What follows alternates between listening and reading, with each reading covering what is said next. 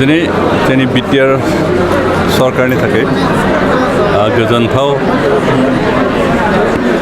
मोनसे जाथाय बेनो जाबाय दिनै खेबसेयैनो 1300निख्रुइ बांसिन सुबुंनो फोरोंगिरिनि दायित्व होनाय जाबाय। थांनाय बोसोरफ्राव जों गोबां स्कुलफ्राव भिजिट खालामनो मोन्दोंमोन जे फ्राय स्कुलफ्रावनो बहाबा मोनथाम मोनब्रै मोनबा बिदि फोरोंगिरि आंखालमोन, जायनि जाहोनाव जोंहा सोलोंथाइ होनायाव जथेस्थ' असुबिदा दंमोन। जोंनि फरायसाफ्रा मोजां सोलोंथाइ मोनाखैमोन आरो स्पेसियेलि बर' मिडियाम स्कुलफ्राव बांसिन मेथ्स आरो साइन्सनि टिचार गैयामोन। आरो बेफोर गासैबो आंखालखौ सुफुंनायनि थांखिजोंनो जोंनि बिटिआर ओनसोलाव बे खालि जायगाफोरखौ खालि पदफोरखौ सुफुंनो थाखाय फोरोंगिरि एपइन्टमेन्ट होनो प्रसेस लानाय जादोंमोन। बिथांमोनखौ प्रथमावनो टेट परिखा लानाय जाबाय। टेट सेलेक्ट जानायफोरनिफ्राय आरो एप्लिकेसन बिबावबाय, बिथांमोनखौ आरो मोनसे टेस्ट लाबावदों। बे टेस्टनि गेजेरजों जों अन मेरिट बेसिस सेलेक्ट खालामनानै दिनै एपइन्टमेन्ट होनाय जाबाय। बिदिनो 1200 बे ग्रेजुवेट टिचार आरो बाकिफ्रा साबजेक्ट टिचार हिसाबै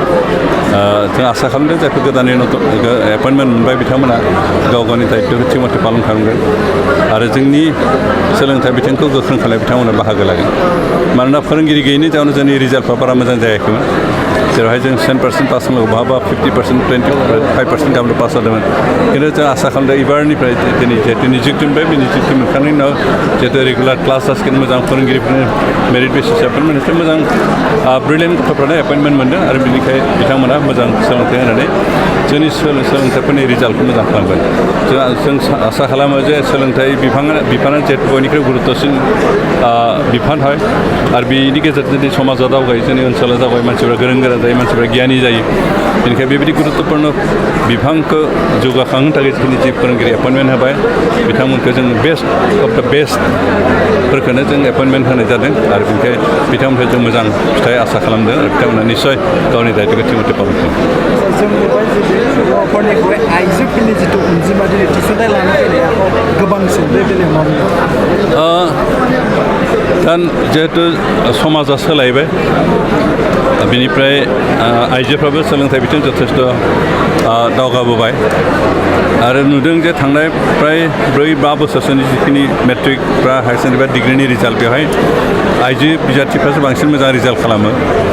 मोजां पजिसन लायो आरो बिदि हिसाबै दिनै इन्टारभिउफ्राव आइजोफ्रानो बांसिन मोजां खालामो। बेनिखायनो आइजो मानसि बांसिन एपइन्टमेन्ट लेटार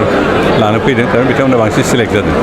आरो स्पेसियेलि टिचिं पस्टनि थाखाय आइजोफ्रानो उपजुक्तसिन। बेनिखायनो जों आसा खालामदों गासै स्कुलनि फोरोंगिरिफ्रानो आइजोफोर जाजोबनांगौ। बेनिखायनो दिनै जोंनि थाखाय बे मोजां मोनसे नेरसोन, मोजां मोनसे सिन जे आइजोफ्रा बांसिन टिचार हिसाबै खामानि मावनो दावगाबोदों आरो बे जोंनि समाजखौ गोजौ थाखोआव लांनायाव जथेस्थ' कन्ट्रिबिउसन होगोन आरो बेयो जोंनि थाखाय मोनसे मोजां मावगोन, मोजां मोनसे नेरसोन आरो बेखौ जों कन्टिनिउ खालामनांगोन। दा बयनिख्रुइ मोनसे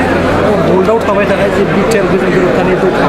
6.3, दा दिनै बेखौ लानानै गोबां भेन्सार फरायसालिनि फोरोंगिरिफ्रा ना बे प्रसेसा जा सोलिबाय थादों, बेखौ जोंनि बे 6.3नि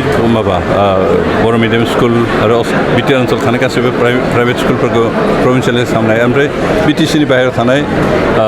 जिफोर बर' मिडियाम स्कुल बेफोरखौ प्रभिन्सियेल खालामनाय, बे इस्युखौ लानानै आसाम सरकारा जैन कमिसन होननाय मोनसे कमिसन दादोंमोन गुदि सार्भे खालामनाय, स्टाडि खालामनो थाखाय। खिन्थु बे कमिसननि रिपर्टआ दाहालागै ओंखाराखै, 4-5 बोसोर जाबाय। बेखौ आसाम सरकारा डिले खालामलांबाय थादों, डिले टेक्टिकनि गेजेरजों बेखौ बोरैहाय होनानै प्रभिन्सियेलाइजखौ हेंथा खालामलांबाय थानांगोन, बे प्रसेसखौ खालामनाय बायदि नुयो।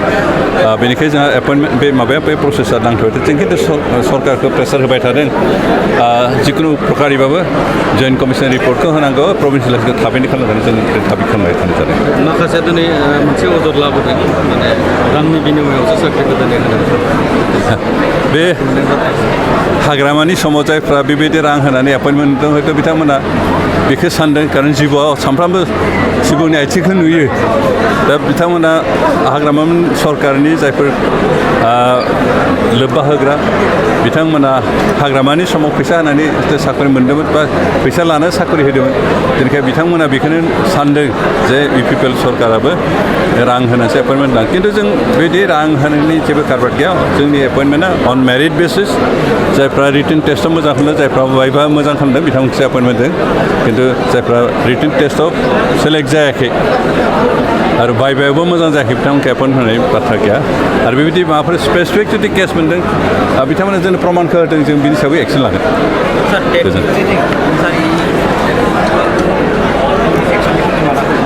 बेखौ जों प्रसेसखौ सालायबाय थादों बेबो थाबैनो एपइन्टमेन्ट जादों आरो स्पेसियेलि जों इन्टिमेटेड टेट माबाय ओमफ्राय जायफ्रा सिगाङावनो टेट पास खालामखानानै कन्टेक्सुवेल बेसिसआव मादों बिथांमोननि रेगुलार पजिसन खालामनायखौबो प्रसेसआ सोलिबाय थादों बे जाहैगोन जिहेतुके जोङो बे जेनाखि सेलेक्सन प्रसेस बे सेलेक्सन प्रसेसआव बे फुरा एकदम ट्रान्सपारेन्ट बेयाव जोङो मेरिटरियास जायनाखि केन्डिडेट बे मेरिटरियास केन्डिडेटखौनो जों मोन्दों होननानै सानो मानोना टटेल एराउन्ड 10,000सो माने केन्डिडेटफ्रा एप्लाइ खालामदोंमोन बे 10,000सो एप्लाइ खालामनायाव उनाव बिनि रिटेन टेस्ट आरो लोगोसे जोङो बिसोरनि डकुमेन्टस भेरिफिकेसनफोरखौ नायनानै जे दिनैहाय जोङो टटेल ओरैहाय 1200 आरो 137 बेखौ जे जोङो माने सेलेक्सन खालामनानै लाबोबाय थ' डेफिनेटलि बे टिचार्सफ्रा गोबां मोनसे मेरिट दं होननानै जों सानो आरो स्टुडेन्टफ्रा बेनिफिट मोनगोन खारन स्टुडेन्टफोरनो क्वालिटि इडुकेसन होनांगौब्लाथ' टिचारनि सायावनो बांसिन डिपेन्ड खालामो थ' माने जोंनि बड'लेण्ड टेरिटरियेल काउन्सिला जिहेतुके इडुकेसन माने सेक्टरावहाय एसे गोग्लैसोनाय खारन जोङो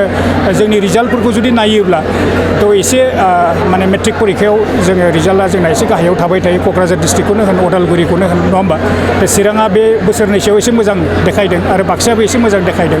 थ' डेफिनेटलि जोङो एबार क'क्राझार उदालगुरियावबो मोजां जागोन होननानै जों सानो खारन मेक्सिमाम टिचार्सफ्रा बेयाव फैबाय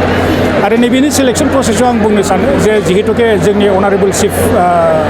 श्री माने प्रमद बर' सार चिफ एक्जिकिउटिभ मेम्बार बिथाङा जोंखौ स्ट्रिक्टलि मोनसे डाइरेक्सन होदों जे बेयाव खुनु बिहंगति जानो नाङा माने अन दा बेसिस अफ मेरिट सेलेक्सना जानांगौ आरो बेवहाय सोरबाया जुदि बेबादि एसे दस्रा रोखोमनि जुदि बिदि सोरबा केन्डिडेटखौ मोननाङैखौ मोननांगौ जुदि होनोबा स्ट्रिक्ट एक्सन लानाय जागोन थ' बेफोर खोथाफोरखौबो बुंनाय जादों आरो बेखौ नोजोर बोनानै जोंबो ओरैबायदि माने दा नायदों भेरिफिकेसन खालामदों बेयाव खुनु बिहंगति बेबायदि थानो नाङा दा बेखौ जों आसा खालामो आरो दासिमबो जों ससियेल मिडियायावबो खुब समाव जों बेबायदि गाज्रि कमेन्ट्सबो आं बारा नुवाखै दासिमबो जों नायबाय थादों